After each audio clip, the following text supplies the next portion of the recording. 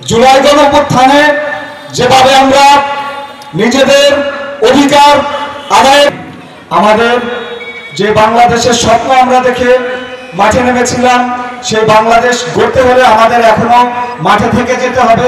সেই বাংলাদেশ গড়তে হলে আমাদের কাঁধে কাঁধ মিলিয়ে সামনের দিকে এগিয়ে যেতে হবে। এজন্য আপনাদের সরব উপস্থিতি সর্বদা, সেটার সাথে থাকার কারণে সকলের কাছে পরিচিত ছিলাম ছাত্র প্রতিনিধি হিসেবে। কিন্তু আমি জাতীয় নাগরিক পার্টির সাথে যুক্ত হয়েছি, জাতীয় নাগরিক পার্টির সাথে নিজেকে যুক্ত করেছি। জুলাই গণঅভ্যুত্থানের ধারণা, জুলাই গণঅভ্যুত্থানের চেতনা রাষ্ট্রীয় পর্যায়ে বাস্তবায়নের জন্য মাঠে যে নেমেছি। ইনকিলাব জিন্দাবাদ, ইনকিলাব জিন্দাবাদ, ইনকিলাব জিন্দাবাদ, বাংলাদেশ জিন্দাবাদ। আমরা অনেকে এখনো পড়াশোনা শেষ করিনি, কিন্তু আমাদের একটি নতুন রাজনৈতিক যাত্রা শুরু হয়েছে।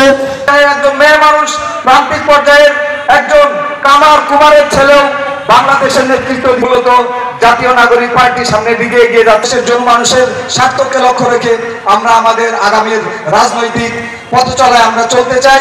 বৈষম্য কি বিতাড়িত হয়েছে? অধিকার আদায় হয়েছে? অধিকার আদায় দাপিয়ে বেড়াচ্ছে। সেই জায়গায় আজকে আসতে পেরে নিজেকে গর্বিত বোধ করছি। আমাদের আবেদনের প্রেক্ষিতে বেলকুচি পৌর ইনশাআল্লাহ এগুলোর কাজ শুরু হবে।